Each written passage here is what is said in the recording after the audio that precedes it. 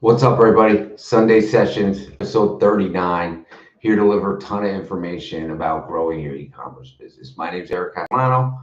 I'm a son, I'm a boyfriend, I'm a cousin, I'm a business owner, and I'm just this regular guy with big dreams and aspirations that I continue to take action on every day. So excited to have all of you here.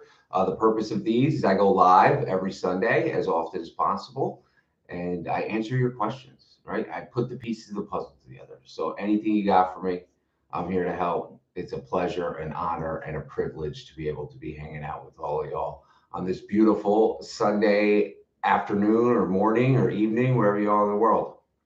So welcome, my friends. Abdul, what's up, brother? How you living, man? Did you solve that issue we were talking about the other day with the distributor, with the prep center? Are they going to go swing by and check it out? What's up for needy deals? What are you doing right now? We're going to switch it up. Usually I ask everybody where you're at. I want to know what you're doing right now, right now. It's Sunday. The distributor was not working with Amazon sellers. Just make sure I'm not. All good. You move on to the next one. What I love about this game is it really separates the weak from the ones who will prevail, right? Because like there's a difference between someone telling you no, they won't open a wholesale account, and you just quitting and being like, okay, I can't open a wholesale account. But the way I like to look at it is whenever anybody tells me no, it just means no today. It doesn't mean no in 7 days or 30 days or 60 days or 90 days. So I keep persistent with them, sending them emails. So when an opportunity does open, I'm at the forefront of their mind. That's why I go to so many trade shows as well, because to have that human interaction, invite some of these vendors to lunch, because one thing I've learned over the years is Amazon sellers make mistakes. So there's a few reasons why a distributor wouldn't want to do business with you or a wholesaler or a brand. One, they are exclusively working with a few Amazon sellers already. And in that case, Amazon sellers make mistakes. So you'll be able to pop in when one of them are kicked off of the listings because they weren't abiding MAP, or they were selling expired inventory, or they weren't paying their bills, whatever the case may be. Right. The other is Amazon selling directly. Amazon selling directly, there's so many cons. They have crazy long net terms, 90 to 180 days. The brand deals with the same seller support that we deal with. So it's a nightmare. Amazon doesn't care about MAP pricing when you're dealing with 1P. So there's a lot of negatives with 1P. So like opportunities will open up in the future. So don't take no as a lifelong no. It's not a lifelong no. And then the third opportunity is the brand or the manufacturer or the distributor or wholesaler selling their products themselves, which is a lot of work. We all know we operate Amazon businesses. It's not an easy business to operate. There's a lot of processes and systems that most people don't have implemented in their infrastructure. So you could pitch them that, hey, don't worry about Amazon. You focus on building your brand, right? Creating more SKUs, taking care of social media, making sure your website is on point, fulfilling orders. Like I'll take care of everything on the Amazon end. I'll manage returns. I'll deal with customer acquisition and customer inquiries. I'll do all the shipping. I'll manage your inventory. I'll manage your pricing. I'll run ads. I'll do everything for you, right? So a no today is not a no, a definite no forever. I have an ASIN that sells 3K a month. Gross is 12%, $3, and production cost per ASIN is 125. So would you still go for it? Absolutely. So this gentleman just said, Tech News said he's got a product that he's doing about 3K a month in. So 3,000 units or $3,000. Either way, it doesn't matter. Gross profit's 12%. Average profit's $3, and it's costing them $1.25 to get the product out the door. So absolutely, I'd keep buying that product. That means your net profit on every single order is $1.75. So if you're selling 3,000 orders a month, that's a heavy hitter product. That's almost 6K in profit. Oh, units, yeah, that's almost 6K in profit a month. Absolutely, I would sell that product all day long. And you have 20% of the buy box. So that's a heavy hitter SKU right there. You're only getting 20%. You're selling 3,000 units a month. So that listing's moving what? 15,000 units a month. That's a heavy hitter SKU right there, man. That's a great one. For FBM orders, where do we recommend buying shipping labels from? I recommend buying FBM shipping labels directly through Amazon, right? Amazon provides a level of protection for FBM orders when you purchase it through Seller Central, but when you start using third-party softwares like ShipStation or going direct to UPS or USPS, you just got to document a lot more information. So I always suggest buying FBM shipping fees from a Seller Central directly. Yeah, man. How many emails to send to a distributor a day? I mean, let's say 50 distributors are on my list, how to manage them. So you can use a CRM. Asana is a great CRM. We use HubSpot as a CRM. So what you could do is use a CRM and you can actually set up flows for these distributors. So let's say you send an email to a distributor today, the distributor never responds. You can have an automatic email follow-up, right, specific to that distributor that sends an email in 4 to 5 days, right? And then if they don't respond again, you could set a notification that lets you know, hey, this is the second time you emailed this vendor. It's time to call them, right? And then you get on the phone. Keep in mind that phone, sometimes it weighs 1,000 pounds. It's very hard to pick up. But in the day and age that we're in, where some of these vendors have thousands of sellers reaching out to them annually to open up accounts, sometimes you got to separate yourself from the herd. Pick up that phone, pop into the trade show that they're going to. Pick up the phone and ask them what trade shows they're going to and that you'd love to pop by, right? And stop in and meet them personally, take them out to lunch, have a conversation about the opportunity. Like, what are you going to do that's going to separate yourself from the crowd? Asana is the software. HubSpot's another one. I think ClickUp is another one. Monday.com is another one. These are all CRMs that we've used or people in our community use to kind of track supplier leads. Let's see. I don't know who that is.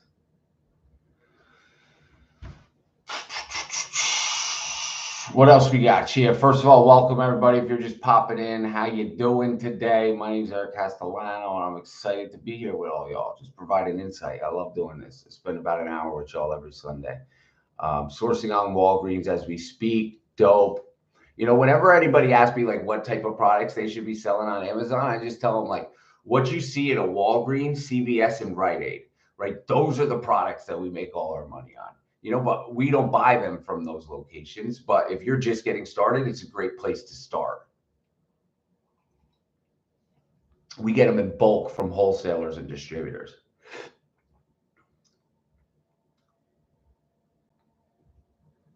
Awesome. Franti's working on some spreadsheets. I love it.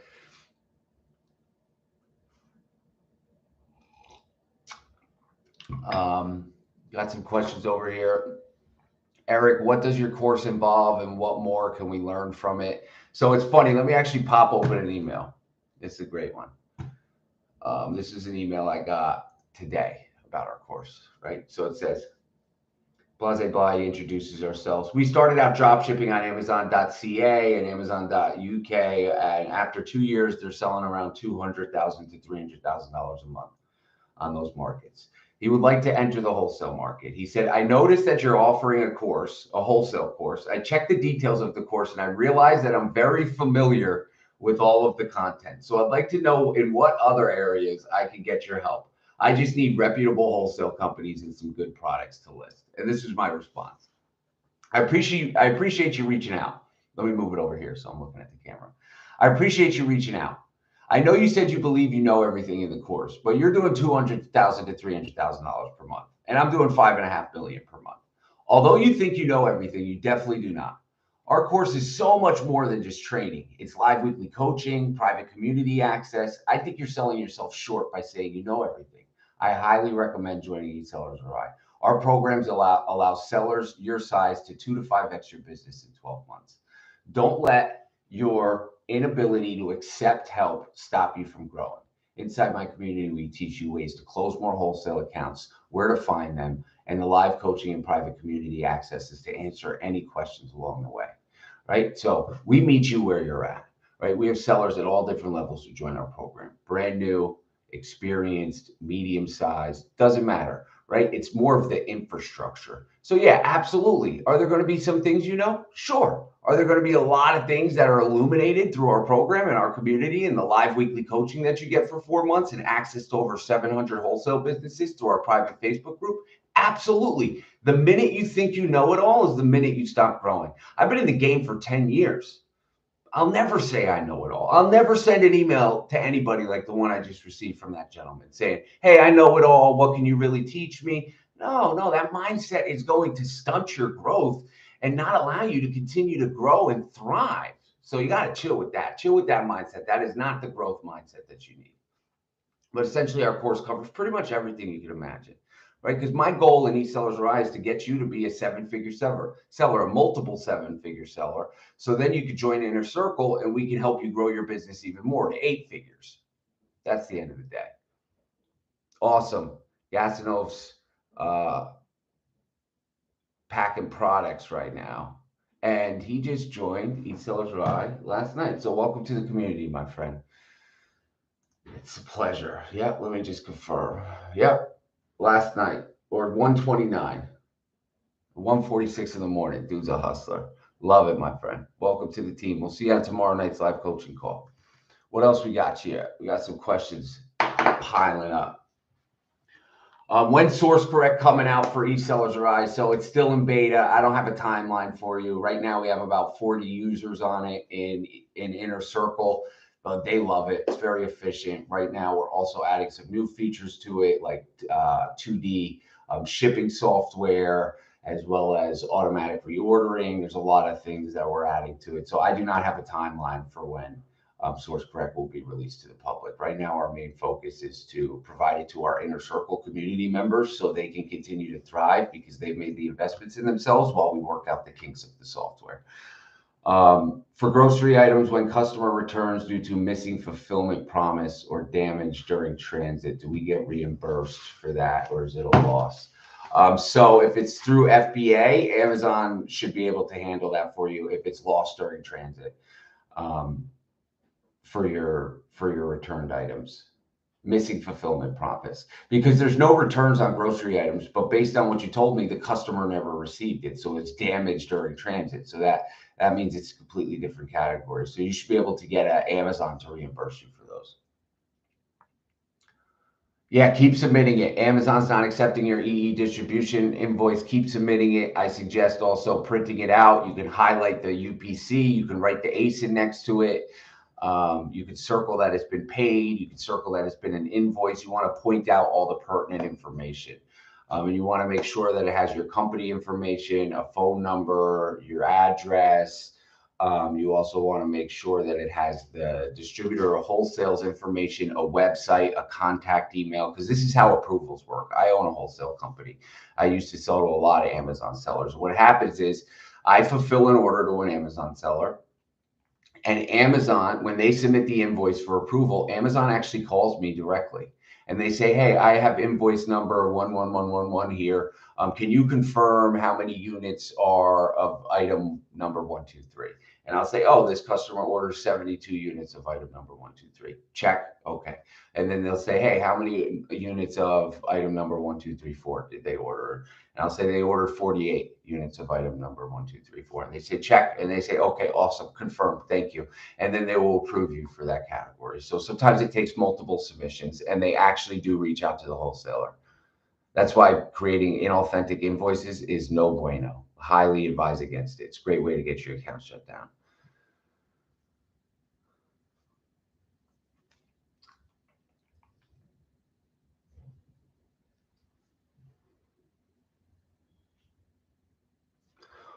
I'm at a weird stage with my watch. I don't know if anybody's ever experienced this, but I'm at a very awkward stage. I'm at the stage between two holes where the first hole is just too loose and the second hole is too tight. And I don't know what to do. I don't know what to do. Like, do I just eat some food, plump up a little bit? Do I get a little thinner? Like, I don't know what to do. It's a very awkward stage for my watch right now. It's making me very uncomfortable. What else we got here?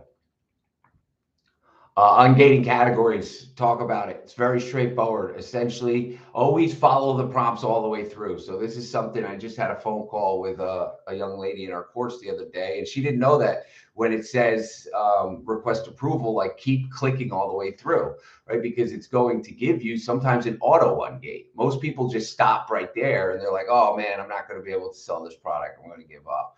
But that's not the case. Follow the prompts all the way through. Sometimes you'll have auto ungates. And if you don't have an auto ungate, it will tell you exactly what you need to get ungated.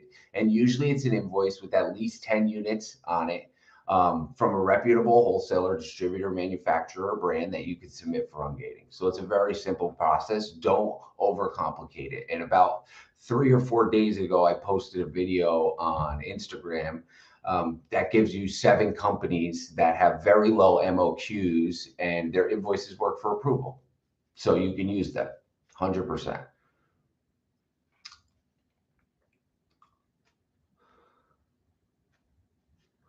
Oh, this is a great question. And another answer I posted a video about, I think 2 days ago on social media. Eric, I contacted a wholesaler and they won't let me deliver to my home because I don't have a warehouse. The sales rep said he would keep me on file. What would be your advice?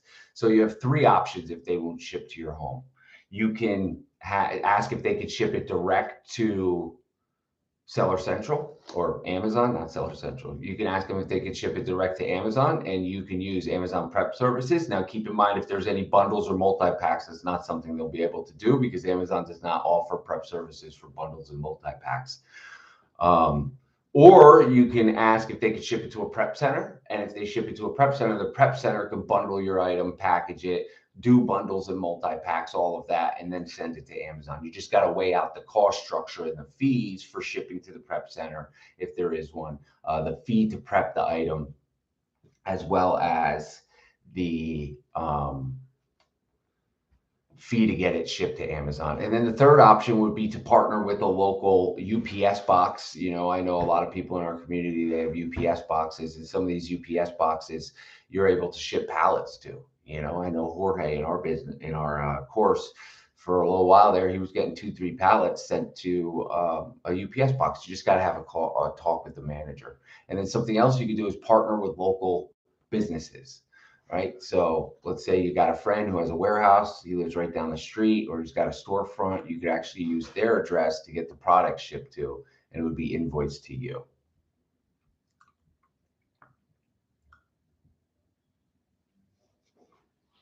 Yeah, Dylan, great question. So any chance you could go over how focusing on ROI can cause issues? Yeah, so whether you're using, I prefer to use gross margins when I'm analyzing products for profitability. And the reason why is ROI gets skewed, right? Because let's say your minimum ROI is 50%. Or we average about a 35% ROI. So let's say your minimum ROI is 50%, right? But the dollar cost you $2. You're only making $1 on it. Now a minimum ROI of 50% on a $10 product, that's $5, right? So there's a huge discrepancy when it's lower cost items and higher cost items, right? Because a $100 product, your minimum ROI is 50%, so you're saying you only will buy a $100 product if you're going to make $50 on it. That's pretty outlandish. I'd buy a $100 product if I'm making 25 on it. That's cool with me, but you're going to miss out on those opportunities because you're focused on ROI and not gross margins. Now, regardless of what model you use, whether it's ROI or gross margins, and another reason I like gross margins over ROI is because when you talk and you run your taxes at the end of the year and you're talking to your CPA, nobody talks about ROI. They don't say, hey, you invested this much and you made this much in your business. No, they're talking about gross and net profit dollars. Your company produced this much money in gross profits, and after expenses, it was this much money in net profits. That's how CPAs talk. That's how financial people talk. So I don't want to run my business off ROI if when I'm analyzing my business at the end of the year, I'm not analyzing it using ROI. I'm analyzing it using gross and net profit margins. And then also you need to have, whether you're using ROI or gross profit margin, you need to have a minimum buying requirement, right? Because let's go back to our ROI of 50%. If the product costs you $2, you're only making $1 on it. But if you have a minimum requirement, a dollar amount of say $3, then that product won't pass. So it has to be a gross margin requirement, let's say 10%, and a dollar amount, let's say $3. So it has to be 10% and $3, or it will not pass your check. What else we got here? First of all, welcome. So I can tell you, so this is a great question. When buying inventory, what's your usual turnaround? All right, so everybody, if you're at a computer right now, if you're at a desk, obviously I can't share my screen. I give away too much information. But if you're at a computer right now, smash the little hamburger in the top left of Seller Central. Go to inventory, which is the second option down, and then click inventory planning. Right? And then in the top right, it will say days in inventory, and it will tell you how many inventory turns you have a year. Right? So right now, ours is a little high. Last week it was closer to 10, which is where we really try to fall. But right now, our average day in inventory is about 45 days, which is about 8.1 turns. So that means our average SKU is in stock and available for sale for about 45 days. So Amazon will give you that information. The closer to 10 you can get, the healthier your business is. I look at a lot of companies where they have 2 turns a year. That's crazy. That means your average product's in stock for 180 days. Imagine you decrease that, to 30 days or 45 days. That means you could flip that inventory an additional 4 times and get profit out of it 4 times over the course of 180 days, possibly even 5 or 6 if you have closer to 12 turns a year. So pop into inventory planning, see what your days in inventory is, how many turns you have, and pay attention to that number. You should be checking it weekly. What else we got here? Anything else on the YouTube side? YouTube's quiet today. I guess I'm not used to going live this early. I guess YouTube is late sleepers.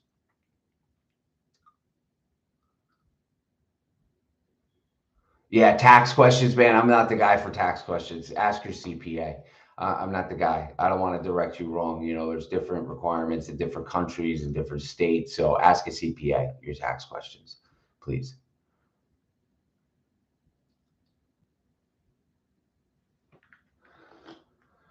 How do I make a jump from prepping at home to a small warehouse and employees to handle prep? So housekeep up. It sounds like you're at a point now where you realize a warehouse could be really beneficial for you, and absolutely it can be. So I'm imagining your current home setup is getting a little crowded and there's not enough space. So the first thing you want to do is look for some warehouse space and run the numbers. All right. And regardless of the numbers, it sounds like you need it right now. So even if the numbers to you don't make sense, think about the opportunity that presents itself when you have your own warehouse. Because now you can open up more wholesale accounts. You could save money on shipping because you have a bay door, so you're not paying liftgate service fees. You can open accounts that only ship to commercial residences, right? Now you can hire some packers. So first step would be to jump on LoopNet, or Google and start looking for warehouses for lease or for rent in your area, right? Go visit some of them, run the numbers, and then make the commitment and just pull the trigger. Right. And then the goal would be your first employee would be a packer, someone to package your inventory. You get the highest ROI in your business on a packer, right? The most important position in your job is your buyer. Second most important is the packer, and the packer delivers the highest ROI on the payment that you provide them. Because think about it like this way. You could pay a packer, let's just say $20 an hour, right? Let's run some numbers here. You pay a packer $20. You going to the gym? Yeah. All right, I'll see you, babe. All right, you pay a packer $20 an hour. That's $160 a day. We'll use this gentleman who gave me some numbers before, right? He said average profit was $3. It cost him $1.25 to get out the door. He's making $1.75 in profit, right? So at $1.75 in profit on your packer, let's say your packer on average, we're super efficient. Our packers produce per packer about 450 ASINs a day. Let's just call it 300 ASINs a day to be a little more realistic. So we're going to do 300 times $1.75 in net profits. That's $525 in net profits a day that packer's making you, minus $160 to pay that packer. So 525 minus 160, that packer's making you $365 a day times 5 days a week. That packer is making you $1,825 a week in net profits times 52 weeks. That packer is making you $94,900 a year, right? And then the more efficient you get your packer, if that packer is able to go from producing 300 units a day to 350 or 400 units a day, you're just adding net profits to your bottom line, right? And you scale it out. So this packer's making you almost 100 grand a year, in profits, one packer at 300 units a day. If you're able to increase his production, he'll bump that up to $120,000 in profit a year, right? And then you get two packers, and now you're talking $200,000 in net profits a year by scaling out your packing team. Because you should not be packing. As a business owner, it's the first position you need to insource, not outsource. You can outsource it to a prep center, but insource. Insource is the best because then you have control, quality control, which is crucial. So packers have incredible ROI. Most people fail to realize that. And also most people are so focused on being in their business that they fail to step out by hiring a team so they can focus on growing the company instead of doing the day-to-day. The day-to-day is great in the beginning. You got to understand the fundamentals. But in order to thrive and grow, you can't do the day-to-day every day. You can't be the one who's buying all your inventory, packaging all your inventory, shipping all your inventory, reviewing all your reports. You can't be that person forever, or your business will never grow.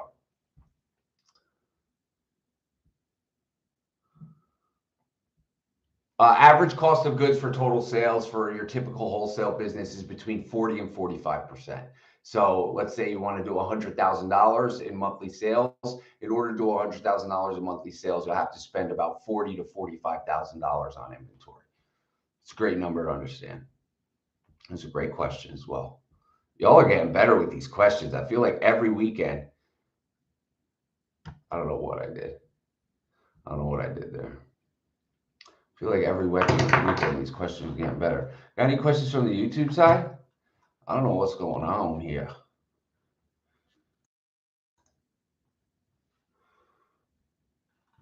Can y'all not hear me? Nah, you can definitely hear me. There's 10 people in there. No, the girl Kira. So I just posted a video about this 2 days ago on Instagram. Go check it out. Is it necessary to have a warehouse while doing wholesale? Absolutely not. Pop it to Instagram, check the video. I think it's called, it literally has a title like why you don't need a warehouse to sell on Amazon. I posted it like 2 days ago.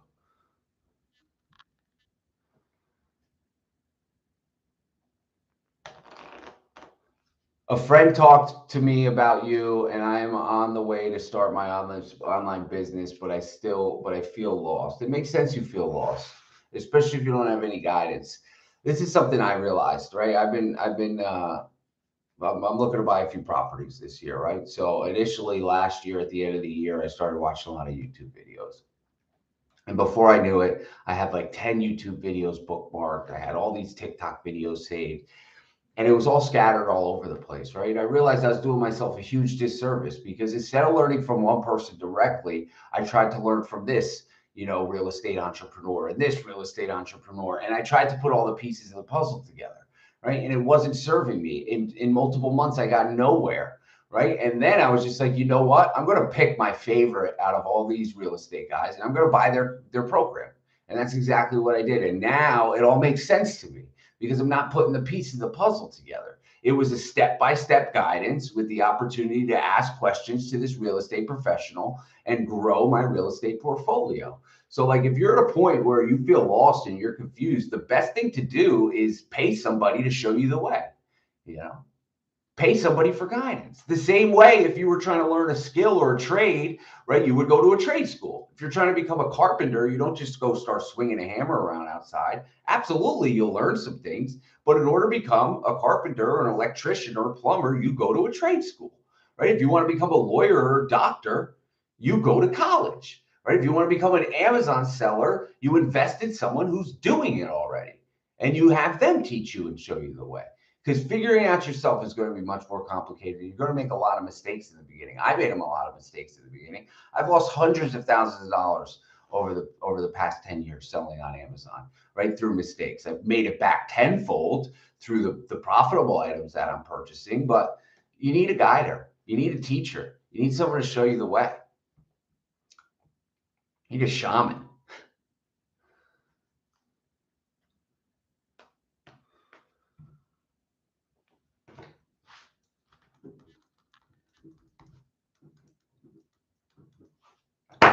Tiny, what's up? My little sis is in here. I miss you, girl. I haven't seen you in a minute. We were just I was just out with my family on last weekend. We were talking about you. All good things.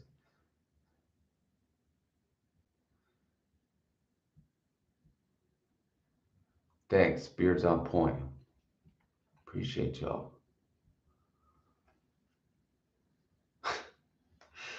Fonstagram. Eric, from 120K to half a million a month in sales. Best practices. Yeah, it's all about your systems, man. It's all about your systems. Everybody's looking for the magic nugget, the magic distributor that's going to take them there. Listen, you could have 50 phenomenal distributors, but if you don't have the systems in place in your company, it doesn't matter. It doesn't matter. You got to be super efficient with your buying process to hit $1 million a month. You got to be super efficient with your packaging in your warehouse, because if not, you will just be turning inventory and not pulling the profits that you want to make, right? So really the difference between a six-figure a month seller and a seven-figure a month seller is all in your systems and your processes. And obviously you need the accounts to get you there. So reaching out to more wholesalers. And Fonzagram, I think I recognize your name. I believe you're at EsellersRI, but if you're not, that's step number one as well. And then the goal would be, bump it up to inner circle.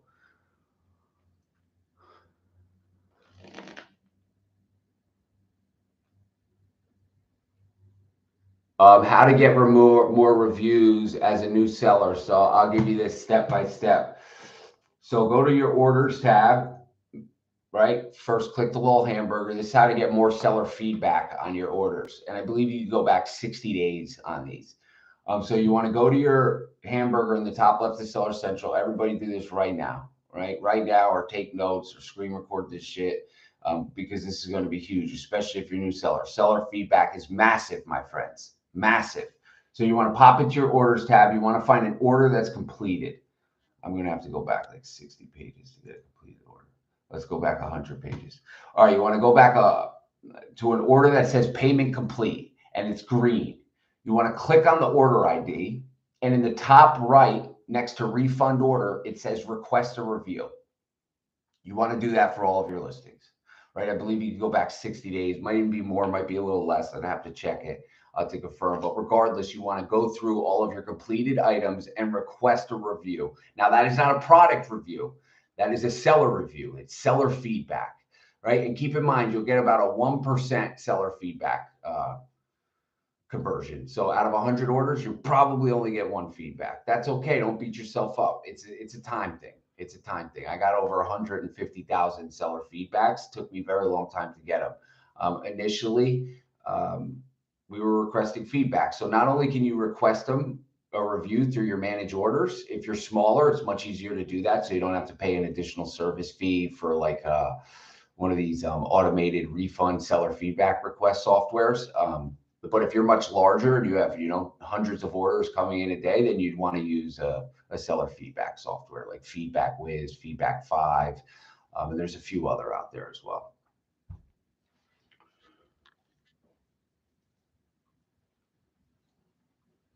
I love this shit, y'all. I could talk about this shit all day. This is seriously, like, this is what gets me up in the morning. Like talking about Amazon business growth, talking about business growth in general, talking to other educated entrepreneurs and thriving business owners about what you're doing in your businesses. Like that's one of the main reasons I created Inner Circle, because I need an elite group to surround myself with. No problem, Lily. Make sure you go check that out. Take care of it right now. Hopefully you'll get a couple seller feedbacks in the next couple of days.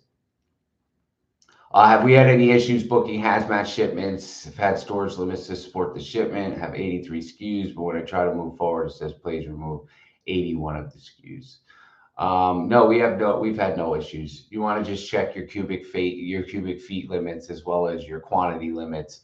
It's very odd though that they're telling you to remove literally 98% of the shipment. It's very odd to me.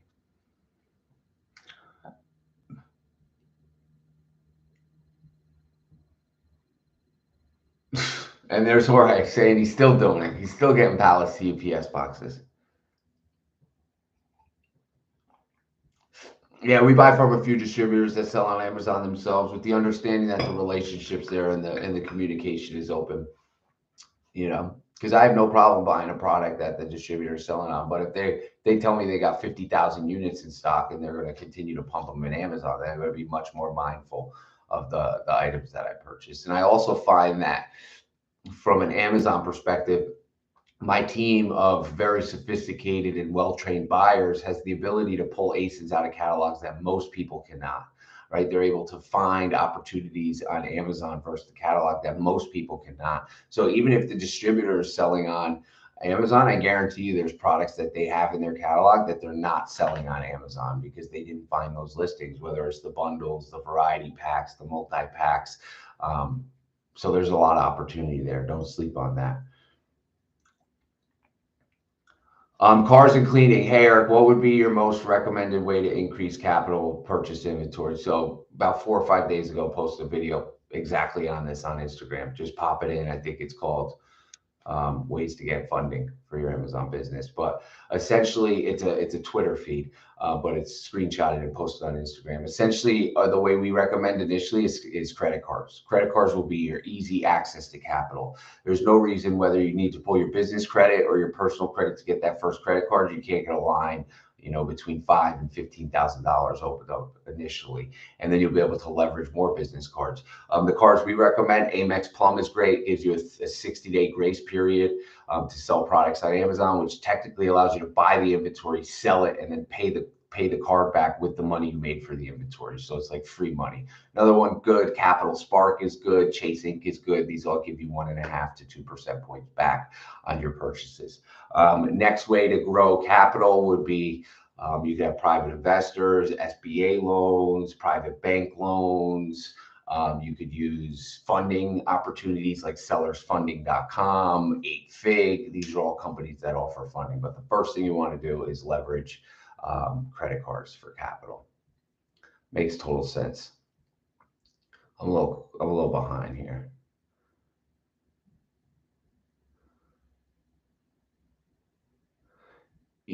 Suggest any videos for product hunting. So yeah, I got a few of them on our YouTube channel, so you can go explore there. D Moulton.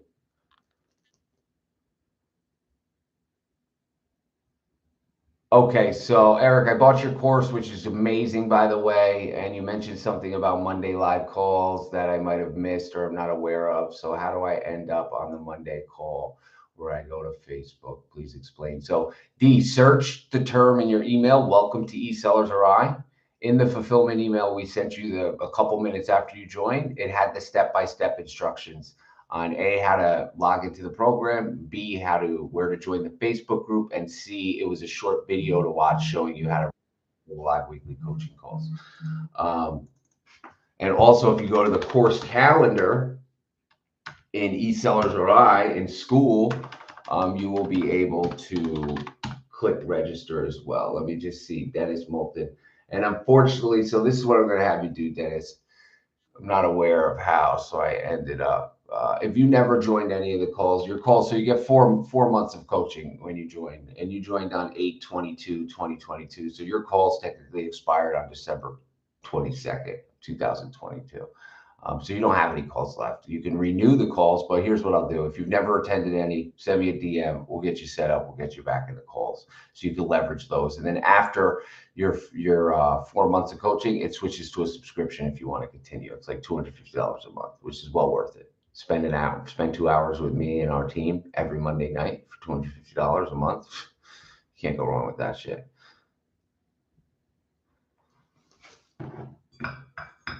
Let's start an automation empire with you and my team. Yeah, I don't know about that. Thoughts on fragrance category. I stay far, far, far away from fragrances, colognes, and perfumes. Far away. It's a very huge counterfeited industry. If you ever go to any flea markets, they don't even let you sell fragrances, handbags, perfumes, colognes at flea markets because that's how highly counterfeited the community is, the industry. So, and if you're talking, if they can't even do it at a flea market, which is like the lowest on the totem pole of product opportunities, that's where people are selling stuff for 20 cents on the dollar, 15 cents on the dollar. There's an issue at flea markets, there's an issue on Amazon. So we've gotten burned in the past. We've met a few vendors. Actually, one of them we met at ASD is solely a perfume distributor. They ended up shipping us samples instead of the real products. There was customer complaints. everything looked legit as far as the products go, because perfumes, colognes, and fragrances is such a highly counterfeited industry that there's potential nightmares on Amazon. So unless you're buying it directly from the brand who manufactures it and you can get letters authorizing the authenticity, I would say far away. Do we use any software like Jungle Scout, Helium 10, or Keepa? So for wholesale, we do use Keepa. We do use AZ Insight. For wholesale, Helium 10 and Jungle Scout is not a requirement. The only thing we use Helium 10 for is for when we're looking to create some brand direct exclusive relationships. We use Helium 10 to kind of sort the data out, get average monthly revenue per SKU, average monthly revenue per brand that we're analyzing, total review counts, missed opportunities, analyze their pricing through Keepa, see when they're going out of stock, seeing how the price fluctuates and how we could be more consistent with their pricing to offer the end consumer a better customer experience. So we do not for wholesale other than brand direct exclusive relationships. Diana, what's up? How are you?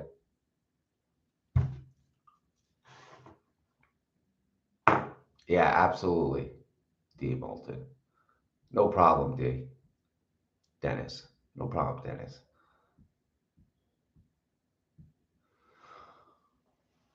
What percentage of distributors you reach out to are eventually profitable? So you'll get about a 10% close rate on distributors, or 10% open rate. So you reach out to 100 distributors, you'll probably open accounts with 10 of them. On the low side, close rate is closer to 5%. So if you reach out to 100 distributors, you'll probably only open accounts with 5 of them. Right, and out of those 5, a few of them will be profitable. It's really a matter of how you're willing to leverage the relationship. Because what most people see is when they open a wholesale catalog and they see it's not profitable from the rip, they just like, oh man, this is ridiculous. This is ridiculous. Wholesale is ridiculous. It's like, no, like, put in the work, do the research, connect with them, see if there's any discounts they're offering, see if there's any weekly promotional sheets, line drives, monthly promotional deals. Like, don't just quit because you see a catalog that's priced too high. You got to put in the work.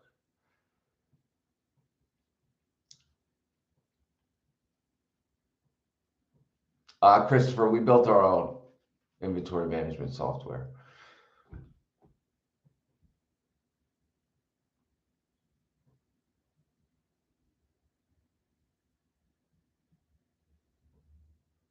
Lee Martin said, I met you in Vegas at Fogo de Chao. Every day I do your advisor. My store still growing every month. Thanks a lot. Awesome. Happy to hear that. We'll be actually doing an event again with Marcelo this year for 2 hours out in Vegas. So maybe I'll see you at that event, or maybe I'll see you at our event, BGHL, which I believe, let me just confirm while we're talking about BGHL, how many tickets I got left. Let's see, BGHL expense file. We have 29 tickets left for BGHL. So the place holds about 200 and we got 29 left. So if you didn't sign up for BGHL and you're going to be in Las Vegas for ASD, you definitely want to lock in your ticket now. Also, for probably the next 2 or 3 days, there's discounts on multiple ticket purchases. So if you want to bring your wife, bring your spouse, bring your partner, bring your friend, bring your kids, just keep in mind it's 18 and over to get in. Alcohol will be served and there'll be wristbands given out.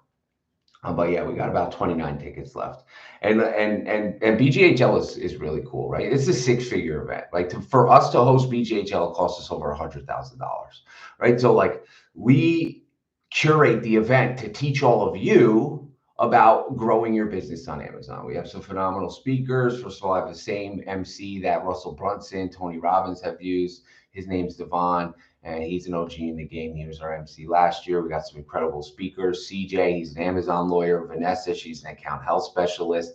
Adrian from SellerSnap, he's a repricer specialist. He's going to talk about how to build your business and better repricing management skills. We also have Jason Lowe, who's a new speaker this year. And I'm super excited for his presentation.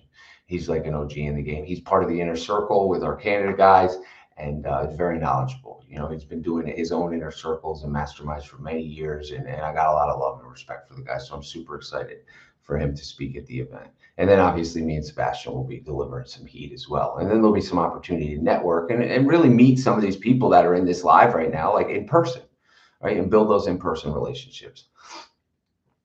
Do we use a third-party company to help with reimbursements? Yes, we do. I believe we're using either Refund Manager or Sifted right now. We kind of bounce back and forth. Getita or what is it? Getita. Getita is good as well. And then also Dima owns one. EsellersRI is good. So there's a bunch of really great reimbursement softwares that you can implement into your company to essentially get money back that Amazon has lost.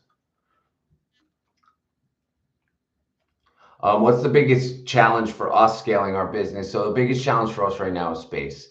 Our lease is up in March. We're at about 20,000 square feet now. We're looking to upgrade to about 35,000. And unfortunately, there's not much on the market. So our biggest challenge right now is space. You know, if we were able to get 35, 40,000 square feet, we'd be able to reopen our wholesale business to start opening up some new wholesale accounts with some of our inner circle and EsellersRI members. But if we don't get that new space, then it's going to be challenging for us to do that. And we'll really be able to add a couple more packing stations and scale out our operation. You know, our goal for 2023 is about $75 million in sales. Last year we did about 63, so 75 million in sales, more profitable, more profit. That's where our focus is now. All right, I know how to build massive Amazon businesses. I know how to build really profitable Amazon businesses. So this year we're really honing in our profits to become more profitable, because last year our business grew in revenue about 22%, but we only grew in net profits about 10%, right? So that's about 50% less than our revenue growth, which is great. Don't get me wrong. I'm not complaining about the additional 10% net profits, but we can do better, and you can do better, right? Do I use or recommend Sellerboard? So I do not use Sellerboard, but I do recommend it. I know a lot of my community members use it and they love it. Also, I have no affiliation with Sellerboard. Yeah, we sell in OTC. Local wholesale can change your life. Absolutely. We pay our buyers salary with commissions. Start them anywhere based on experience, $30,000 to $45,000 annual, with the opportunity to grow through commissions. Chef Craft, I used to purchase from them. I no longer do. A lot of their products are low end. You know, you're talking average cost of goods for Chef Crafts like $2. So what you're going to find is that the listings get very competitive. They're actually a vendor that's ASD. So I met them maybe 3 years ago at ASD. I placed maybe 3 or 4 orders from them, did like $10,000 or $15,000 in sales with them. But when I analyzed the profits of the listings, it just wasn't there for us. So I personally would pass on Chef Craft. But if you're newer and you need some products to get listed on Amazon, it could be an opportunity for you. Let's see if anybody locked in these BGHL tickets. There we go. We got 2 of them.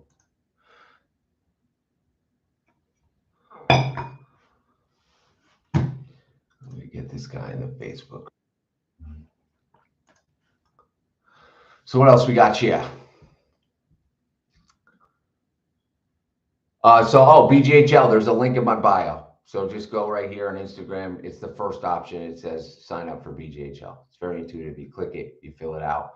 5 minutes later, you get a confirmation. And then a couple days before the event, we'll email you your QR ticket to get into the event. So you definitely want to be there. We had 29 tickets left. 2 were just purchased. So we have 27 tickets left. I mean, once they're gone, right? I just had someone reach out to me. So through EsellersRI, we offer a trade show walkthrough. This year, we only had about 20 spots, and they sold out a couple days ago. And there's just no more, right? There's no more. So it's like when you're in our community, we're talking about this stuff every single week. So you got to take action on it immediately. So Carson, go lock in.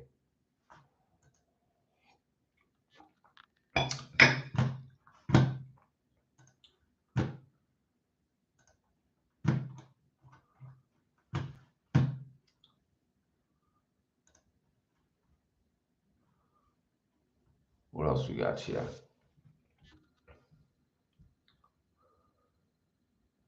Yeah, the link's in the bio for BGHL.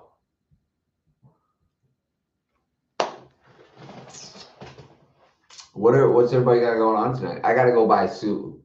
So I'm going to Suit Supply to get a fitted suit because I got a wedding to go to on the 10th of February. A high school friend of mine's getting married. So I'm excited about it. I need a new suit because I dropped 35 pounds in the past maybe 3 or 4 months. First, I started with 75 hard, which I did not complete. I got very close to it. I maybe day like 58 or 60. I started slacking on drinking my water every day, and I was so close to the end that I even questioned just saying like, "Fuck it, I'm going to say," but it's like, who's that helping? That's not serving anybody. I didn't finish it. I got very close to finishing it. I dropped 35 pounds in the process. I built a lot of muscle, right? I'm building my six pack. It's here. It's solid. I was at the gym yesterday. I got I feel healthier than I've ever felt, but I did not complete the program. But it absolutely revolutionized and changed my life. It taught me a lot about commitment. Now I'm a multiple day a week reader now, which is huge. Can't put a price tag on shit like that. You really can't. Absolutely can't. What might be number one? Gotcha. Watch the Chiefs beat the Bengals. Awesome.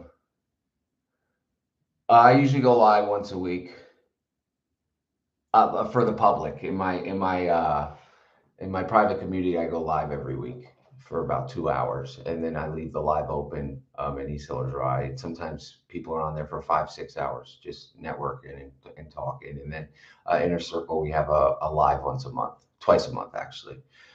What percentage of your sales are FBA versus FBM? We don't do any FBM. For those who don't know, Eric's course is top two. I don't know who number two is in the business, and he definitely has the best hold of your hand for the longest amount of time after you buy the course to help you out in the business. Top two?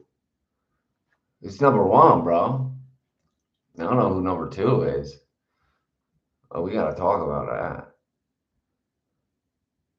It's number one. Thank you. You corrected it. Might even be number one. It's number one. One. Facts. Facts. And also, just a heads up too, this is something super cool. So as some of you can see, some of the videos need updating, right? And we're absolutely updating. It's important for me and Sebastian to provide you the most up-to-date content. So we're literally in the process now. We're looking at maybe a mid-March release for EsellersRI 2.0, which is going to be completely updated content. Obviously, some of it's going to still live there because like the listing creation for wholesale bundles, like that shit is just facts right there. Like that module could literally add an additional $100,000 a month in revenue for some larger sellers, or $5,000 a month in revenue and profits for smaller sellers. So like that's just facts. The PPC guidance, that's just facts, right? But some of the product research we're in the process of updating. We're going to do new videos with Scan Unlimited, new videos with Source Correct, and we're going to upload those. And the beautiful thing is, if you're in EsellersRI before EsellersRI 2.0 releases, you will be locked in, grandfathered into all of the benefits of EsellersRI 1.0 and 2.0, right? And we release 2.0, the price will be going up. It will be about $4,500 instead of $3,000. So if like you've been on the fence about joining, like now's the time. Now's the time. It'll save you 50% on the cost of the program. You'll get locked in for 2.0. You'll be able to access me and Sebastian and the community through live weekly coaching. And you get access to the community, the private Facebook community as well. I've also had pallets delivered to UPS. Do your minimum margins change for a glass product? Absolutely. We have higher minimum margins for glass products. So we won't buy glass products unless it's making us $5 or more. And that's just based on our average return rate for glass and damages.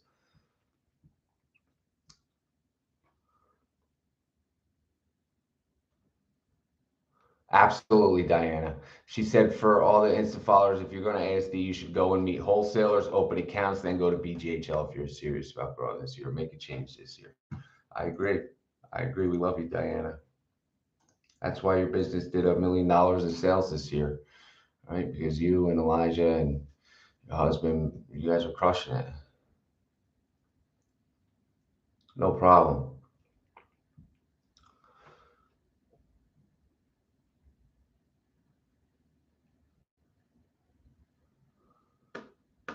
When sourcing suppliers, do you focus on a specific area or nationwide? I always encourage you to start locally, only because it's easier to grow the relationship. You don't have to worry about cost of shipping. You could either pick it up or have them drop it off for relatively inexpensive or sometimes even free. So obviously that's the best bet. Start locally. But a lot of times people don't live in big areas where they have local distributors. So then you want to start branching out. I mean, at the end of the day, essentially you could search the whole United States. But here's a little insight. Like I purchase from like one or two companies in California, but those California companies, because the cost to ship it over to us on the East Coast, sometimes it's $3,000-$4,000 for a full truckload of inventory to get it here. So we'll ship those products to prep centers instead. So it depends. If you're on the West Coast, maybe opening accounts with East Coast distributors and shipping it to you isn't the move. Maybe you want to use prep centers for those. But if you're on the East Coast, same thing for the West Coast, right? So you just got to be mindful of the ship to expenses when you're opening up accounts from other parts of the country.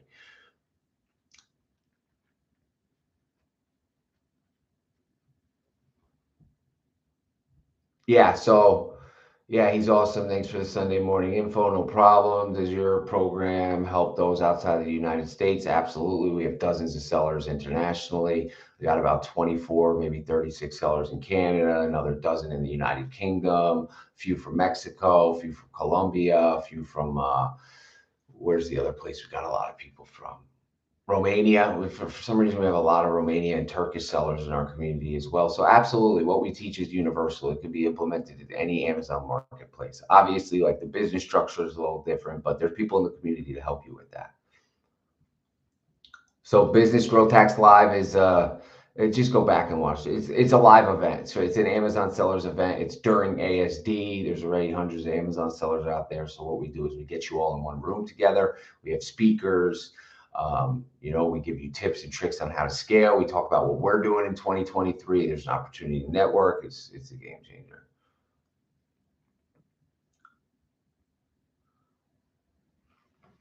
How important is it for a fairly new seller to go to ASD? It's important, but it depends on how much cash flow you have. Like if you got $7,000, I would recommend not going to ASD.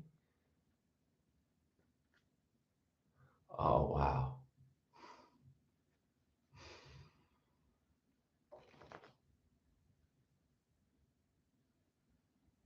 Wow.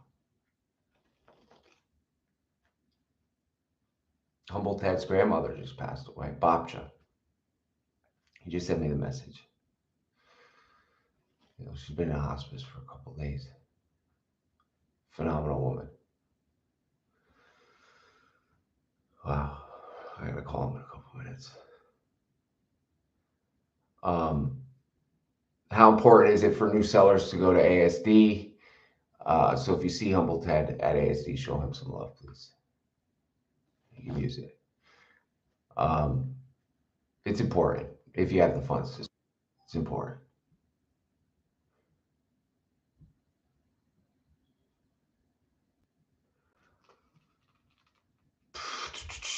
Do we have an in-house CPA? Yeah, so we have a CPA that we use locally. They pop in at the end of every month. They remedy our books, make sure everything's aligned properly. But having an in-house CPA is definitely not a requirement. It's not a requirement.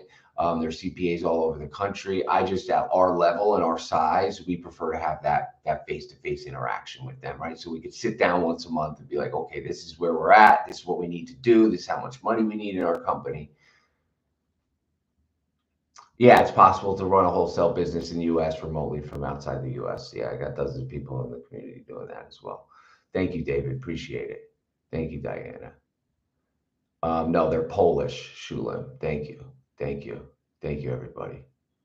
Babcha is a grandma in Yiddish. Babcha. No, they're Polish. They're Polish.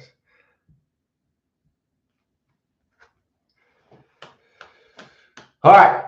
Listen, my friends, this has been super cool. I'm going to hop off this now. I'm going to give Ted a call, see if he needs anything from us. Or for me, anything I could do for him or his family. And I appreciate spending the past, maybe hour with y'all. It's a blessing. It's a privilege. It's an honor. I'm excited to see all of you thrive in your businesses, and I want to be a part of the growth that you experience. I want to provide you insights and resources and the knowledge for you to get to the level you are in order to achieve the level that you want to be at, right? That's what it's all about for me. So I'm excited to meet a lot of you in Vegas, see you in person, give you a big hug, congratulate you on your success. I'm excited to see a lot of you in Las Vegas at BGHL, like I said. So let me just give you an update on tickets left. So we sold 4 during this live. So there's 29. So now there's what, 25? There's 20 or 35. I don't remember what the ticket count was. No, there's like 30 tickets left. So you got to lock them in now if you're going. And I appreciate each and every one of you. Have a beautiful day. Stay grateful and stay lit. God bless.